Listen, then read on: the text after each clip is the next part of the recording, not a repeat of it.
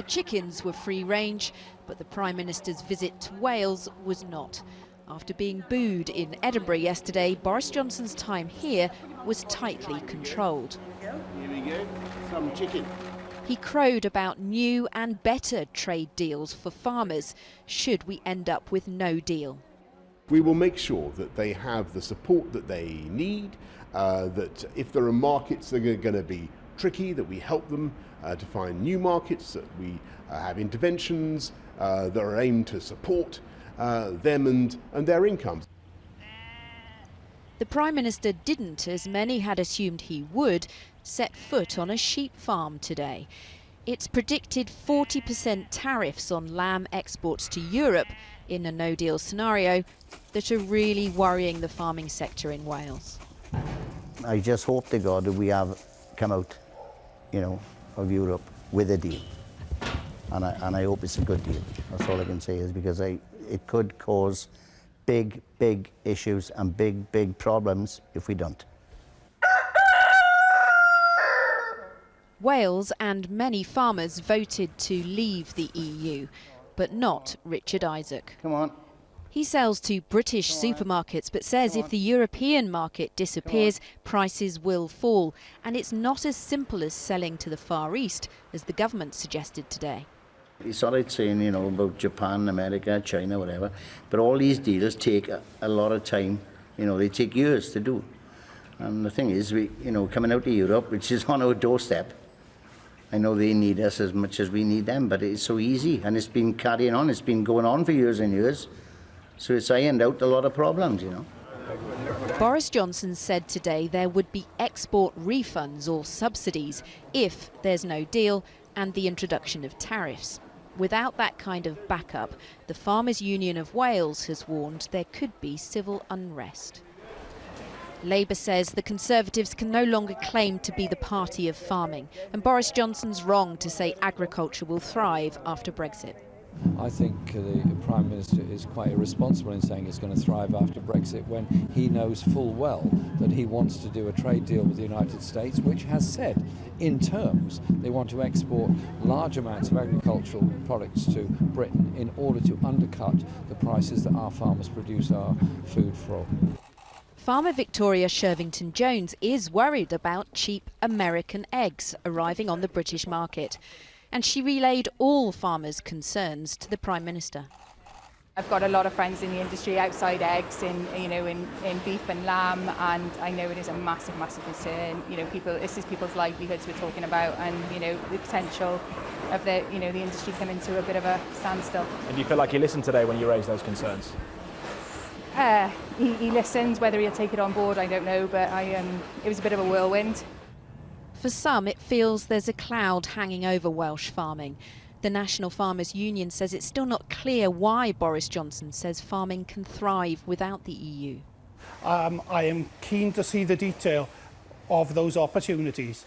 The major opportunity at the present time is Europe. There are 500 million people there. They like what we produce. Obviously, we want access to Europe. The pound fell further in value at the possibility of a no-deal Brexit today. After a quick visit to Brecon and Radnorshire ahead of a by-election, Boris Johnson came down to Cardiff. A small crowd booed him into his meeting with the First Minister, Mark Drakeford. The Prime Minister says it's up to the EU if we leave with no deal. The Welsh leader told him that would be an economic disaster and risks ripping the union apart. Well, fresh from his meeting with Boris Johnson is the First Minister of Wales and leader of Welsh Labour, Mark Drakeford. Did he pay any attention to anything he said? Well, it was an engaged conversation, but not a meeting of minds. We have fundamentally different views on Brexit. The Prime Minister told me that it was vanishingly small, the chance of leaving the EU without a deal, but I'm afraid he wasn't able to explain to me how that deal was to be struck. And if we do leave the European Union without a deal, while he said there will be protections for Welsh industry and Welsh agriculture, he couldn't describe what those protections would be. And when he told me that there will be new opportunities, I'm afraid the detail was vanishingly small. Right, so Boris Johnson said no deal is now vanishingly small to you, but yesterday the First Minister of Scotland said she came out of her meeting thinking he is in fact heading for no deal. Is that what you thought today? Well, that's not what the Prime Minister said to me. He said that he was determined to get a deal, but pressed on the detail of how that was to be achieved, all he could really say to me was that it was up to the Europeans to make concessions. Okay. I didn't get any other sense of a plan from the assertion to the delivery of that assertion. And when it comes to leaving without a deal, as I say, we're weeks away from the 31st of October, and there was no detail at all about how essential Welsh interests would be defended in such an eventuality. It's working for him though, isn't it? He's ahead of you in the polls. Well, the Conservative Party hasn't won an election in Wales for 170 years, and that's not about to change now. They were ahead of you yesterday. There was one opinion poll that put them on 24%. That's hardly an endorsement. That's the poll I'm referring to, and yes, you're right, they were ahead of the Labour Party, but they were on 24%. That's hardly an endorsement of the plans that the Prime Minister has set out. Well, it's hardly an endorsement of the Welsh government Labour government in Wales either, is it? Well, these are very difficult times, and the Labour Party in Wales has to work hard every day to go on preserving the relationship we have with the Welsh public and to earn the support that we've enjoyed from them for over a century. And I'm determined that we will do just that. But any idea that Wales has turned into a conservative country because of a new Prime Minister, well, that is risible and not borne out by anything that you will see here in Wales. He said today that he will give Welsh farmers help to find new places to sell their chicken and lamb if they are shut out by no deal of Europe. Do you believe that's plausible?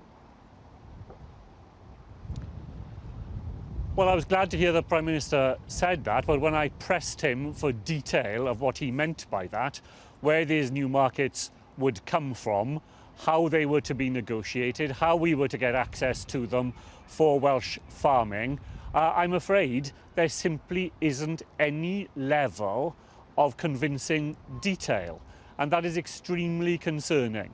These are deeply, deeply serious matters in the Welsh countryside. We're talking about a way of life here that has lasted for decades upon decades. And with weeks to go, all we have from the Prime Minister is an assertion that help will be at hand, but no ability at all to explain what that help would be or where this alternative future is to come from. We need more than vacuous optimism if we're to sustain the Welsh economy. Mark Drakeford, thank you very much. Well, nearly a week after he became Prime Minister, Boris Johnson has finally spoken on the phone to the Irish Prime Minister, Leo Varadkar. The two leaders clashed over the proposed backstop, which would prevent a hard border between Northern Ireland and the Republic after Brexit. Mr Johnson said he could not agree any Brexit deal that included the backstop.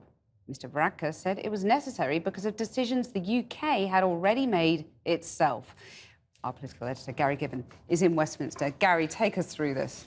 Well, as you're suggesting, a lot of the interest in this phone conversation has been the timing of it. Nobody can remember an occasion when a new British Prime Minister has come into office and hasn't picked up the phone to the Taoiseach, the Prime Minister of Ireland, within about a day or two. Boris Johnson has left it pretty much a week, didn't seem to be in any hurry. The Irish government is being pretty diplomatic about this, not commenting on the timing, but the leader of the main Irish opposition party, Fianna Fáil, was a bit more forthcoming, probably speaking for some private thoughts of the government and saying this is not within the realms of normal diplomatic or political behaviour. I think the suspicion in Dublin is that what the British government is doing under Boris Johnson is playing hardball, trying to make sure that it has got as much of its no-deal preparations, talk of war cabinet and the rest of it out there, so that when eventually they come to the table, there will be a little bit of flexibility, maybe quite a lot of flexibility in expectations in number 10 on the EU's side. We are told the tone of the conversation was perfectly civil and polite. There were long silences in the past sometimes when Leo Varadkar and Theresa May met. These two seem to have had plenty to chat about, but the content, as you said, absolutely at loggerheads. Boris Johnson saying no tweak to the backstop in the withdrawal agreement will do, it must go. Leo Varadkar saying it stays. Allies of Boris Johnson putting it about that they think the Irish government is coming under pressure internally within Ireland and maybe even soon from the EU itself. In Dublin, they're saying, don't you believe that?